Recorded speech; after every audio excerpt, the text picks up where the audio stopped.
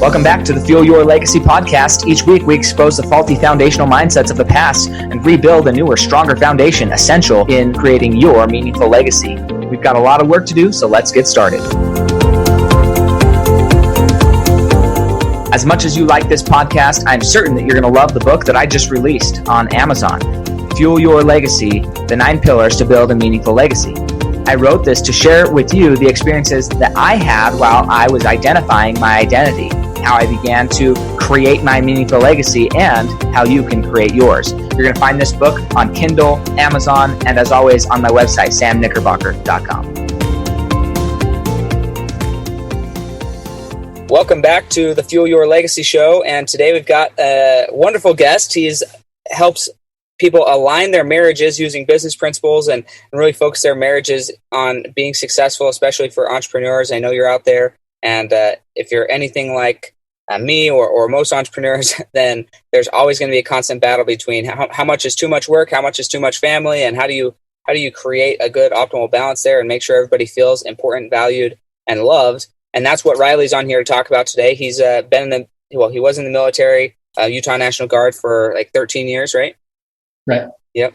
And learned lots of skills there. And then he went and got certified as a counselor as well. So he's able to help people that way. So I'm super excited to ask questions and find out how can we become better in this area. But for you, if you want to just go ahead and introduce yourself, Riley, and go from like the beginning of where it all started to where you got to now, and why did you choose to be remembered the way you're building your life right now? Okay. So, my name's Riley Beck. I live down in Belton, Texas now, which is in central Texas. I used to live up in Utah, but at about 17 years old, that's when I joined the National Guard. I've always been super busy. Even before then, I owned a little lawn care business, and thankfully I had parents that would help me out. My dad would drive me around town and drop me off at yards, and I'd mow yards. So always had some entrepreneur blood in me. Joined the military, and at that point, and then I deployed later to Iraq, and after a while I was thinking, man, I don't know that I want to keep doing this. And I thought for a while I might want to be a chaplain in the Army. And to do that, you have to have a master's degree in the helping fields. Well, so I went and got a master's degree in counseling. I guess a little short story there is I wanted to have summers off. I thought it'd be great to be a school counselor. But when I deployed to Iraq, they put me in the wrong. So I had already started school, taken a few classes, deployed to Iraq. And when I came back, they put me in not the school counseling program, but the mental health counseling side of things in that school in the University of Phoenix. Well, the class members told me, you know what, just own your own business. They said, if you want your summers off, just go ahead and start your own business and own your own business doing mental health counseling. You don't have to be a school counselor to have summers off. So they talked me into it. And that's kind of what led me down at least that part of the counseling path. Also in Utah, while we were there, my wife and I owned a beekeeping business. So it got pretty big. We had 800 to 1,000 hives, and we would take these beehives out to California, pollinate their almond trees and things like that. But my wife was working full time at BYU. I was in the National Guard, doing a lot more than just what they say in the 2 weeks, 3 weeks a year in the summer and 1 weekend a month. I was an officer, so I just had a lot of extra training. And then I was also doing some counseling on the side. We owned that beekeeping business. It was just crazy busy. So at that point in time, we just decided to consolidate, and I took a job down here in Texas. Well, I got a little tired of always working for the man. And like I say, I've had this entrepreneur blood in me. So that's when we started up. We've got a couple things going right now. We have some rental properties that we have. So that business has done quite well lately with the economy and with the just the housing market is super hot right now. And then I'm just in the startup phase really of this aligned marriage, to where I want to use some of those business skills that I've learned to speak to people that are already familiar with business skills, but are struggling in their marriage. So that they can, I guess, reap the benefits of their marriage. So many people are struggling nowadays. I mean, that the statistics are really terrible on divorce. The statistic most people know is that 50% of marriages end up in divorce. Well, that's first marriages. Of second marriages, 70% end up divorced, and of third marriages, 80% end up divorced. So, I'm trying to slow that down in the small way that I can, and then to allow business owners to, if they're inventors or whatever the product or the service is that they're doing, to be able to get it out there. If their home's falling apart, they just can't. They're not going to do as well in their business. So yeah, that's kind of what I do right now. Got a few things going on. Seems like we're always pretty busy that way. But Yeah, that's awesome. It's funny. You've probably heard this before, but they always say that the number one leading cause. Well, let me ask you, because what would you say the number one reason for divorce is for most people? Finances. It's always finances. It's not, though. It's marriage. The number one what? The number one reason for divorce. If nobody got married, we wouldn't get divorced. It's a joke. It's a joke. It's a terrible joke. It's a terrible joke. But you're right. It's finances. That's why I do finances, because I think my goal is to save marriages as well. So it's like, hey, like, why are you fighting? Why do you not have the time or the resources? It's not even about money. It's about like, what is the problem? It's that you don't have the time to work on your marriage, or the resources to have the time or the resources to do what you need to do. So how can we help you get the time and the resources? And when you ask that question, generally it goes back to, I don't have money. So it's like, okay, well, how do we help you get some money then? But that's interesting, because I love the business aspect of it. I'm curious. First, I want to touch some points here, because I think it's fascinating. Although I've never joined the military, I have multiple clients and business partners who did and are in the military. Some have wanted to be a chaplain of different areas, and that's an interesting thing about you had to have a master's degree to do that. Why? I think why do they have to have a master's degree to be like a religious leader?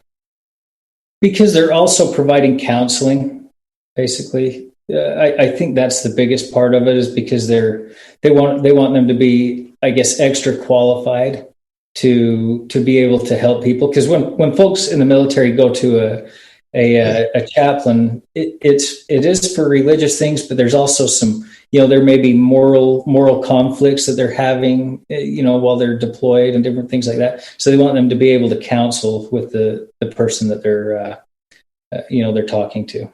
Okay, yeah, fair enough. Again, I've never been in the military. I know in my current what I do to help people most often, I end up being. I never thought that I would be a counselor. When you're talking to people about how are they going to reach their goals financially, you don't think about that you're going to be dealing with such interpersonal turmoil. But then now that I've been doing it for so long, it just makes sense. It's like, okay, of course, like, money has nothing to do with money. Money has everything to do with the individual and where they're at in life. And I think that's with business, that's with anything. So a lot of my business coaching is really focused more around, like, are you okay as an individual? Because once we get you right, then your business gets right. And so it's interesting to hear the reverse there. I want to share two other things here before we jump into some more questions. Beekeepers, that was my first job.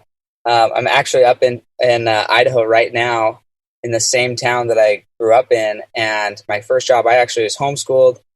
Started working when I was 11 years old. I didn't want to do homeschool, so my parents said, you either have to do schoolwork or get a job. So I was like, I'm getting a job then. I hate schoolwork. So went and started working in a honey extracting plant. So like, I don't know if you did that as well as the beekeeping, but it was like full blown. That's a lot of hard work. Get those slides, all the boxes, make the medicine, transfer the bees.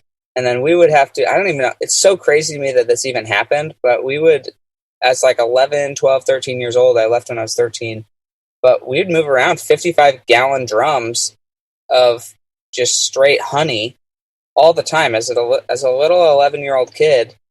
I'm sure if the government actually found out what's going on, they'd think sweatshop. I don't know, but I was grateful for the job, so I didn't have to do homework. But it's a fun industry.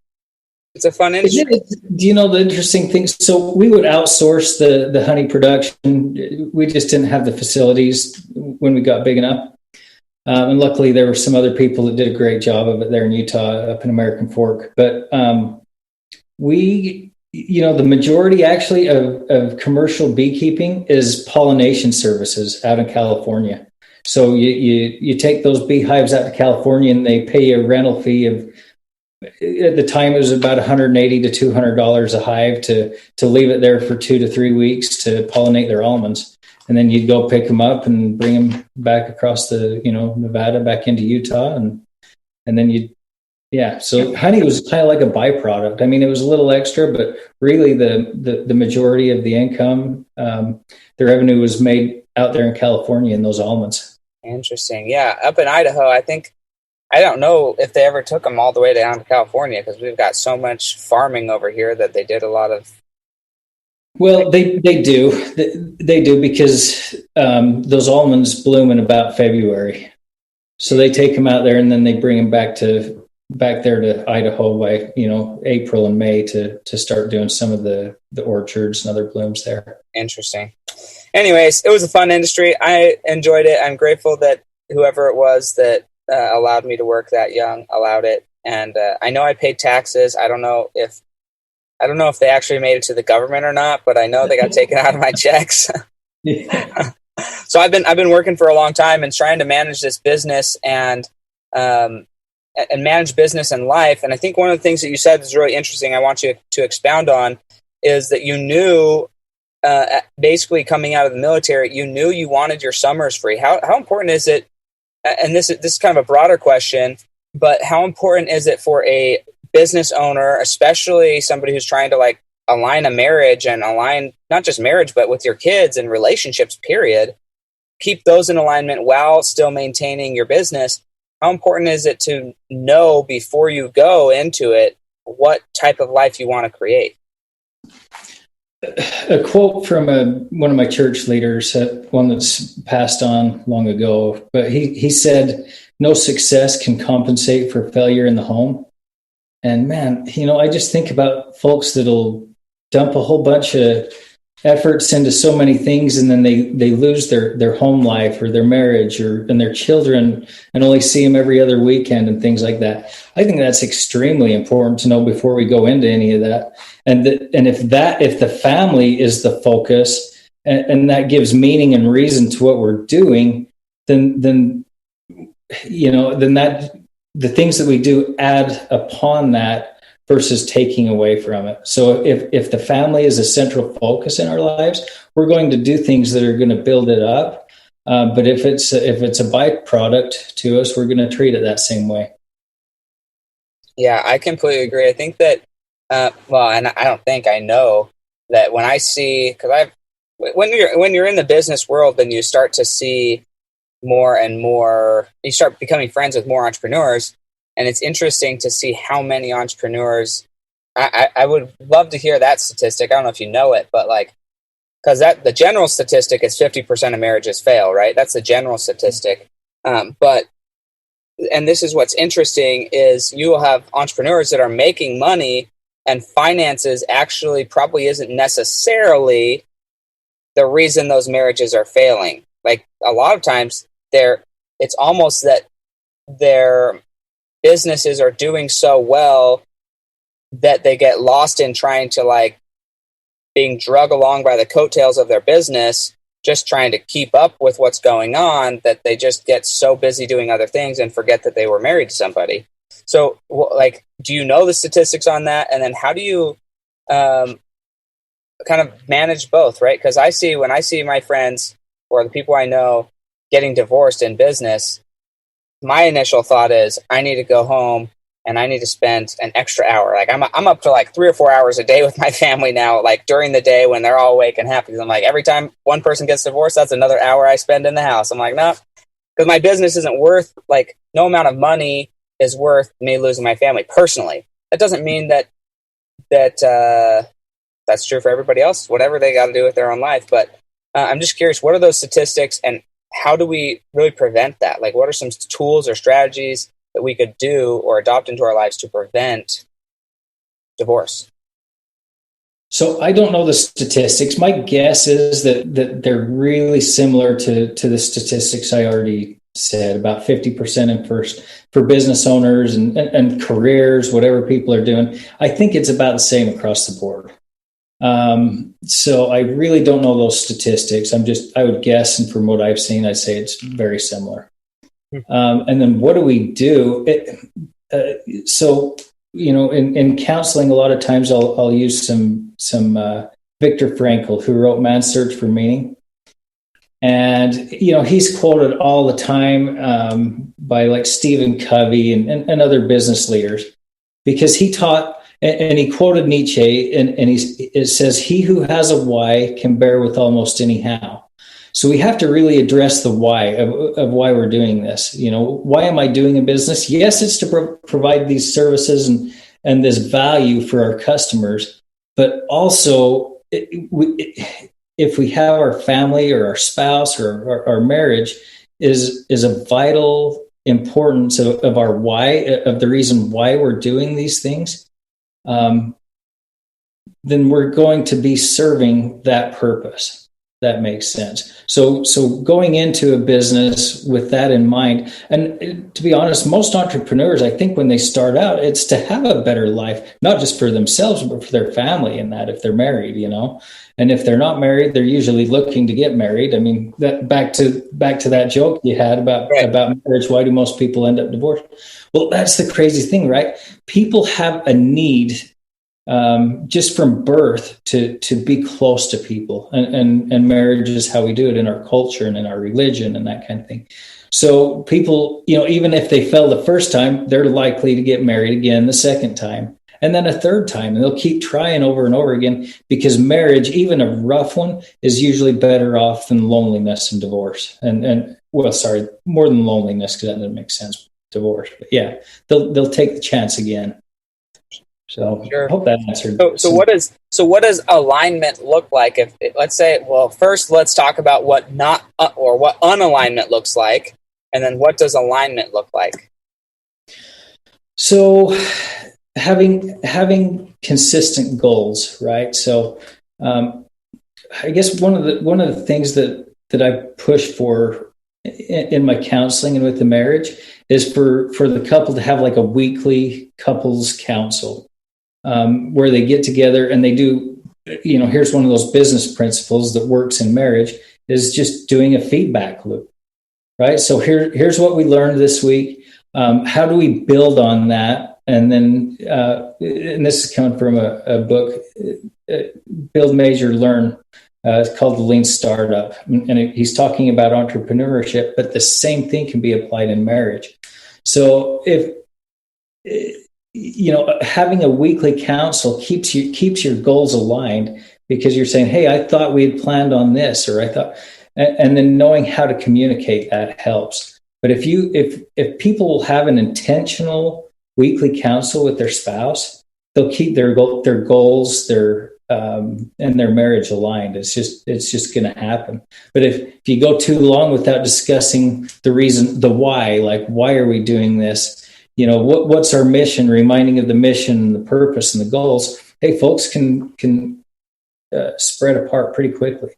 So what about in a situation where maybe it's maybe not too late? I hate to say the word too late, but they're down the pathway of really on two different pages. They've had a numerous amount of unmet expectations compounded over, we'll say, a year of time of just consistent unmet expectations, to the point where it's difficult for them to communicate, because their realities have become so separate, so different. Like all they see is what the other is failing in, or where the other person is falling short from their expectations, that in this feedback loop, it's actually harder to communicate, because they're just not, like, it always ends in a fight, or it always ends in contention, or you're right, you're wrong, this pitter patter, rather than actually being productive. What are some ways to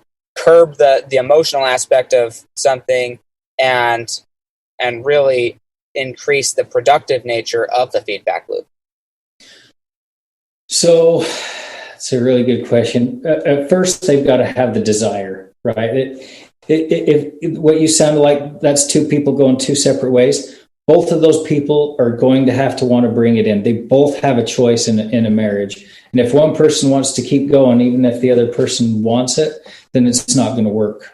So eventually both of those people have to come to a decision that they want to fix or improve their marriage. So that's the first thing. I agree with you, but I'm going to give you some pushback, because if you go talk to these individuals who are in this situation, oftentimes in my experience, because I'm meeting with them, I mean, they're clients of mine, right? So they actually think that they have the same goal, and they just think that the other person can't see it.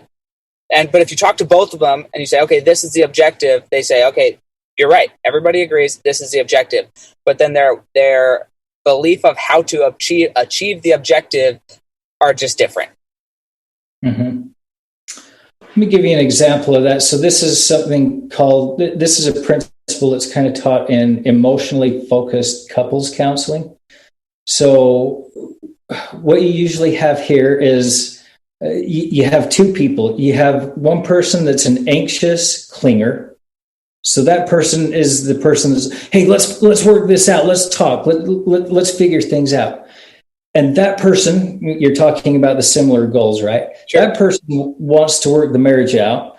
But then you also have the second person is called a detached avoider. Okay. So anxious clinger, detached avoider. Almost all couples fall into this. They both want the same thing. They both don't want to argue. They don't want to fight, and they want to fix things. Okay, so the detached avoider says, wait, every time we talk, we fight. I just don't even want to talk anymore. Let's just not even do this. So they detach and they avoid. What's the reason and the purpose? Is because they want to fix the marriage. Anxious clinger now, same purpose, the same why, right? They want to fix it. But this anxious clinger is like, let's fix it now. Let's do this. But because they're clinging and they want to, because any time they attempt is tenuous and a lot of tension, the detached avoider is leaving, and the anxious clinger is just trying to hurry and fix things. So they both want the problem. And when a third party like you or I can come in and just say, all right, you both are going for the same thing, but the way you're going about it is kind of messed up. And you can educate them and show them that, hey, both of you are trying for the same thing to decrease tension in your marriage, but the way that you're doing it is not working. And here's how to resolve that. And I could go for hours of how to resolve that. Well, let's not go for hours, but I would like a little snippet of because I just know there's a lot of people in what you described, like a significant amount of people. So if they even had what's the first step? We don't need the 3-hour long dissertation, because they need that eventually. Somebody needs to help them. But what's the first step? How do we get to the point where we realize, okay, this is where we're at, and this is the first step to healing? Well, the first step is educating them and showing them that. And then if they're willing, one of the first things I do is get them both to commit to me and to themselves to do what's called a 5-to-1 ratio. This is Gottman. He was a marriage psychologist guru. Anyways, he basically finds out that the statistics are phenomenal of these folks that will do 5 positives to 1 negative interaction. They almost always succeed in marriage. But what happens is, in that example I was just talking to you about, a lot of times people get that inverted, and they'll have 5 negatives to the 1 positive. So if I can get them to commit and to start working towards that 5-to-1 positive, it's incredible what starts to happen, right? They start feeling safer with each other, and then they start enjoying being around each other. And just by changing that one thing. And then similarly, the business has something similar called the Losada line. And that's where, it basically it's 6-to-1 positives to 1 negative in the business field. And people, employees want to stick around, And those businesses are the most successful. They can get by with a 3-to-1, 3 positive to 1 negative, and they can get by all right. But optimal is 6-to-1. But if people are willing to just give that a try, that 5-to-1, 5 positives to 1 negative, just to restrain themselves a little bit from throwing out all this negative into their relationship, it's phenomenal what happens and how fast things start to turn around. Okay, so I love that. I think anybody who's listening to this, try that. What happens when? Again, I'm being the devil's advocate here because these are questions that I have. I'm like, I don't know how to help certain scenarios. So I work a lot through this. But so if you're listening to this, think, man, these are really specific questions. I have never thought of that. That's okay. This is what goes through the counselor's mind. Even though I'm not a counselor, I studied neuropsychology, so different field, but still had to go through similar classes. So what happens in the phenomenon? Okay, so I would say it's the most prominent, is what I'm going to talk about. Most prominent in the realm of politics or religion, religion. When I say religion, between different religious groups. Okay. But where one person believes that it really comes down to a simple love language, probably a love language communication, but one person believes that what they're doing is positive, and the other person is perceiving that what one person believes is positive as negative, and they have this miscommunication. I'll use a personal story for myself just because I can throw myself under the bus and not feel bad about it. So I was on my mission. I'm a Latter-day Saint, and I was on my mission in Scotland and Ireland. And I had this companion who we were out teaching the gospel, northern Scotland, beautiful. And this companion of mine, he was from England. Now, there's some different communication styles. I'm from more like rural farm town Idaho, and he's from inner city England. It was either Manchester or Birmingham, I forget. Point is, my form of communication is like rough, tut, rub some dirt in it, get on with your life, right? And that's how I treat men, right? I was raised that this is an effective and appropriate, and not just effective and appropriate, this is a respectful way to treat a man, is like treat him like a man, like he's tough and he's rough, right? And to treat a woman, it's softer, but out on the farm, even the way you treat a woman out on the farm is more rough than you treat most city slickers, okay? And that's not like to say anything bad about anybody. It's just there's a different levels of what nice is and kind. And so I'm obviously from this rougher background. He's from a different background. And so I'm just like giving him what I think is helpful, right? I'm helping him, lovingly encouraging him, whatever you want to say, all the best intentions in my mind. And he's like, you're so rude. You have no empathy and whatever. I'm just like, no, I don't know. Like, explain to me how you'd like me to treat you. And so then he starts explaining to me how he'd like me to treat him. I was like, I would feel that I would be like, that would never cross my mind, because treating you that way would be so incredibly disrespectful to treat another male human being the way you're asking me to treat you. That's even more soft, pandering, enabling from my perspective than I would even treat the women where I grew up.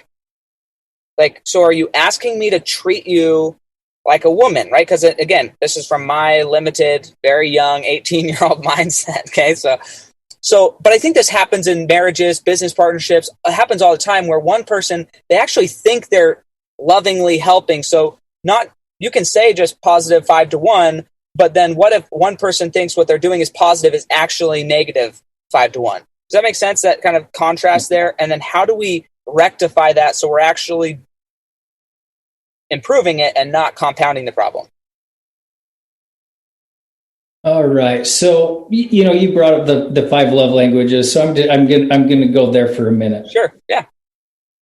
So basically the principle of the 5 love languages is that there's these 5 love languages. They're service, gifts, touch, words of affirmation, and quality time. So, and basically what it says is the way that I feel loved is the way that I'm going to show love. And that's how we do it with our spouses, right? So mine is service. Without a doubt, it's service. So, when someone helps me out with gardening, pulling some weeds, with something like that, they're my best friend. Same thing with my wife, right? When she's helping me out with some kind of project I have going on, man, things are going smooth.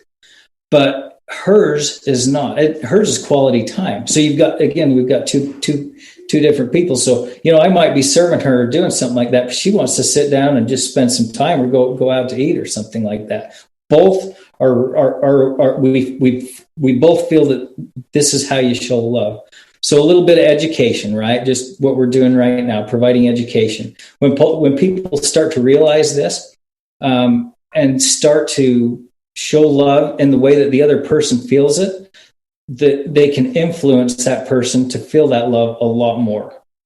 Back again to kind of this aligned marriage idea of what I'm doing here, the same thing works in business, right? If I have a product, the beekeeping, I used to have these 80-pound boxes, right? And I'm like, this is the way to go because you can standardize. You pull these 80-pound boxes, young guys like you are sitting there putting it in, saves you money. They're all the same size instead of putting these little dinky boxes, to have the honey in.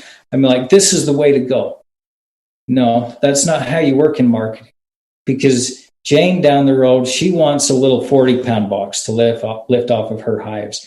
And if I'm marketing and I think my way is the best, and I do that in business, my business is not going to be very successful, because I'm trying to impose what I believe on the customer versus finding out, this build, measure, learning what the customer wants. So I think you nailed it. And sitting down and asking, when you asked your companion that, like, hey, all right, what is that? That's where the gold comes in. And that's when we do research in business. We do research back in these family councils and say, hey, what works for you? The feedback loop. Hey, what went well this week? And guess what? 5-1. Give me 5 positives and 1. We're going to do this, by the book, 5-1, because we're going to create it to be safe. And when we do that, sorry, I'm kind of losing my train of thought here. But when we ask the other person, ask the customer, or ask our wife or our spouse or husband, hey, what's working well? Then we can reinforce that the next week and the next time.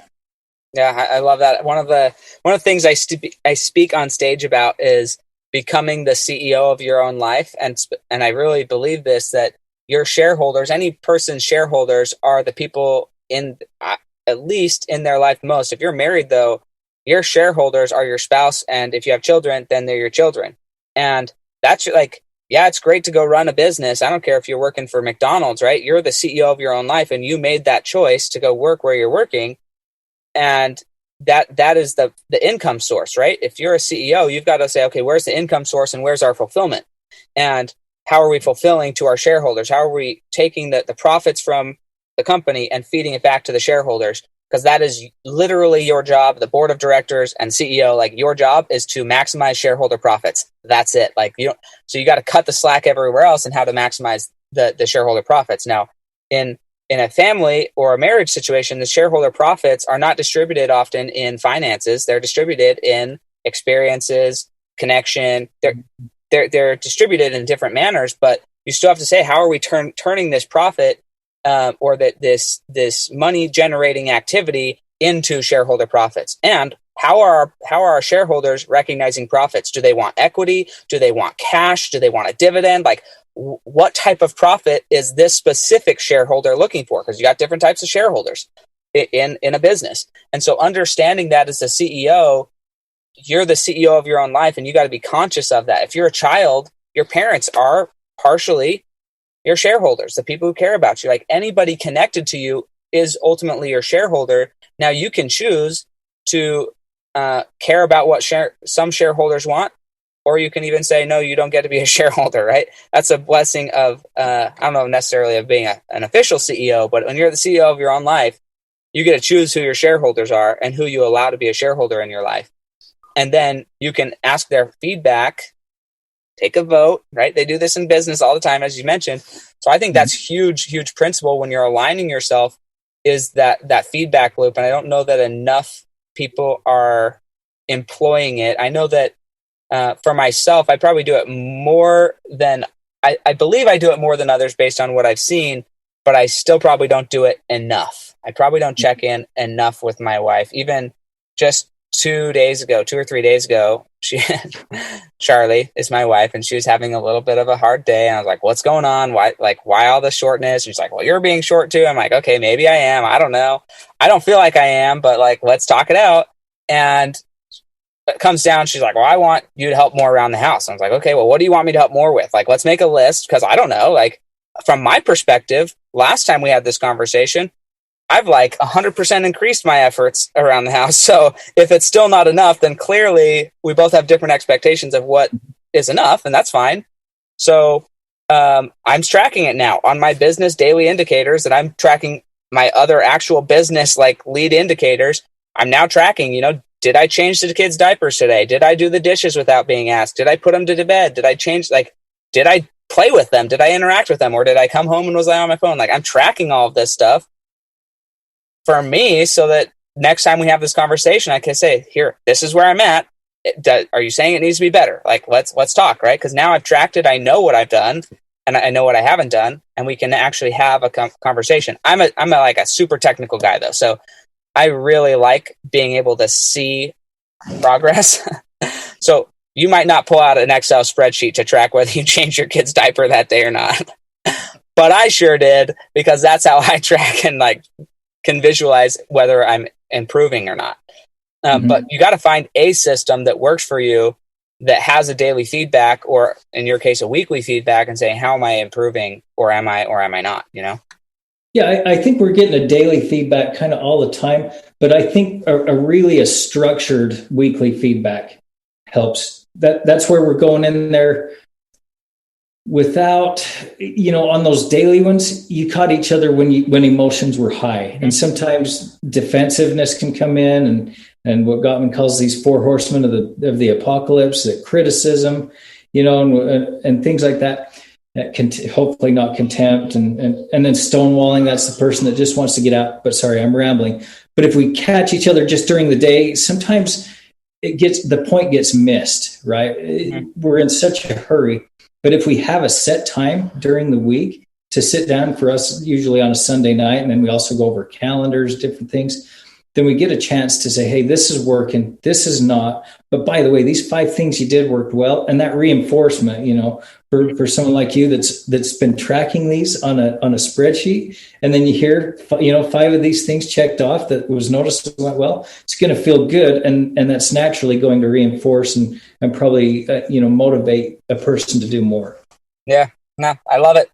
Good things for me to improve on as well. So if somebody wanted to chat with you, maybe they're struggling in their marriage, or they're just struggling in business, and they were wondering, hey, how do I maximize my own psychology, my human psychology? How do I discover what my habits are so that I can now change them if I choose to? Where would they go to contact you? So best way is to give me a call, or they can go to my website and put in an inquiry there. Phone number is 512-600-2554. But yeah, just get a hold of me, and we'll just, do a discovery session and see what's going on.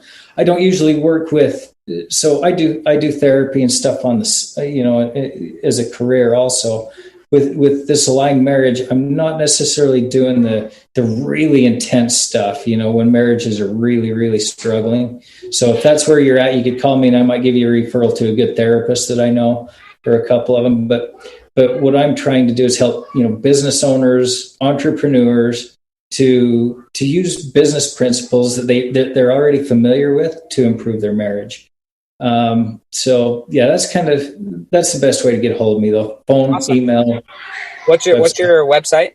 It's alignedmarriage.com. Awesome. Yeah, no, another funny story about the transfers of business into personal relationships. This was it was about a year and a half after we got married. First year we got married, March. My wife's birthday is in July. And so we were out doing summer sales that year. And so it was like a day off for me, her birthday. And so I treated her, sent her to the spa for half the day, came home early, we went out. It was a big ordeal. And unbeknownst to me, birthdays are a big deal in her family. Birthdays in my family were just it was another day. And so the reason I celebrated her birthday was more self-serving of like, I want a good day off, so we're going to go have some fun, right? It'll be like your day, but it's going to be fun for me as well. And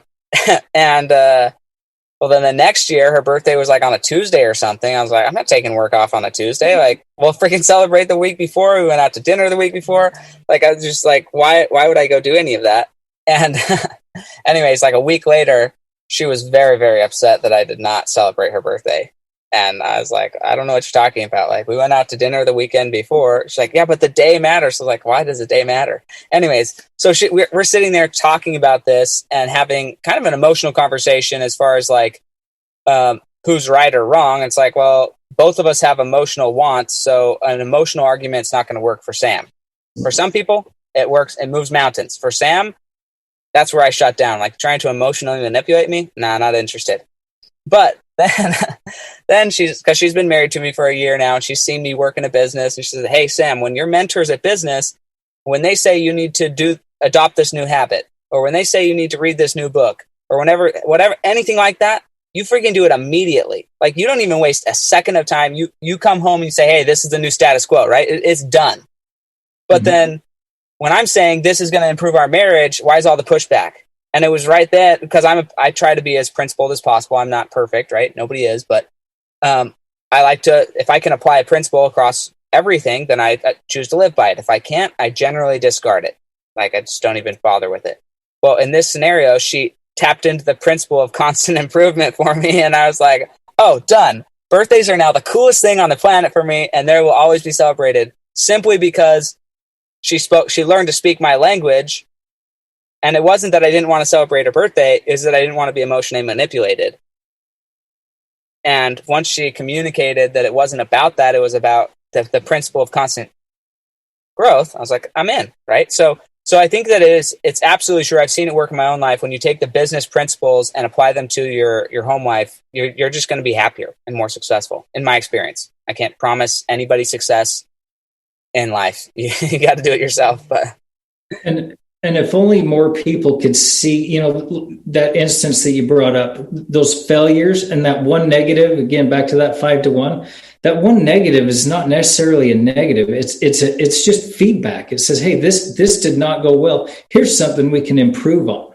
Mm-hmm. So many people think that if they argue or if there's a disagreement, that's bad. Absolutely not. That's just opportunity for growth. Mm-hmm. Absolutely.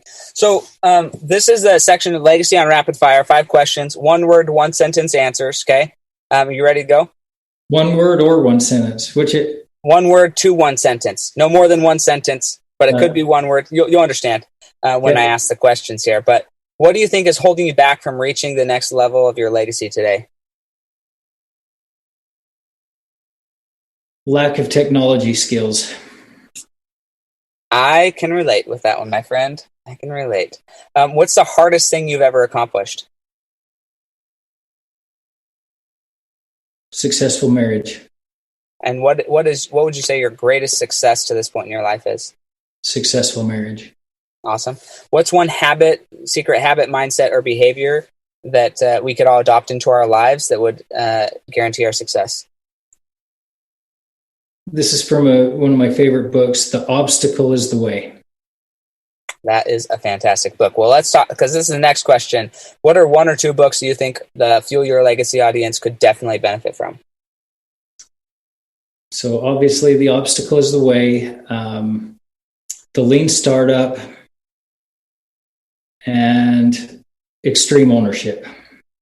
All fantastic books, guys. All of them are fantastic. So here's the final question, my favorite question, the reason I do this whole podcast. So this is, what legacy are you building? So we're going to pretend that you've died and that your great-great-great-great-grandchildren, 6 generations from now, they're sitting around the dinner table discussing your life, the impact you had, and the legacy you left. What do you want them to be saying about your legacy 6 generations from now?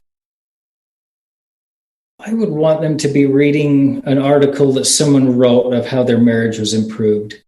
And the way that we taught our children to value, I guess,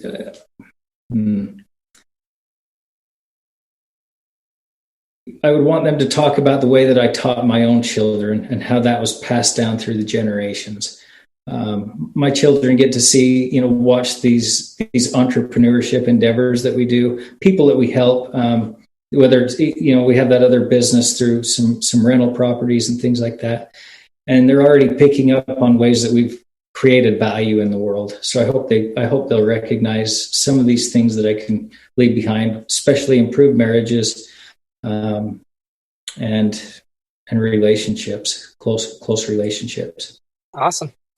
Love it. Hey, thank you so much, Riley, for coming on the Fuel Your Legacy show. And thanks for sitting in the hot seat. I know I drilled you a little bit harder than most, but these are questions that are important to me because I see these happening more and more in business. The more and more that I expand myself and meet more entrepreneurs, then I see that it happening more in entrepreneurs' lives. So I think it's important. It's an important message to be shared, and I'm grateful that you're out pounding the pavement sharing it. Glad to be here. Thanks for having me. Awesome. We'll talk to you guys later, and we'll catch you guys next time on the Fuel Your Legacy show.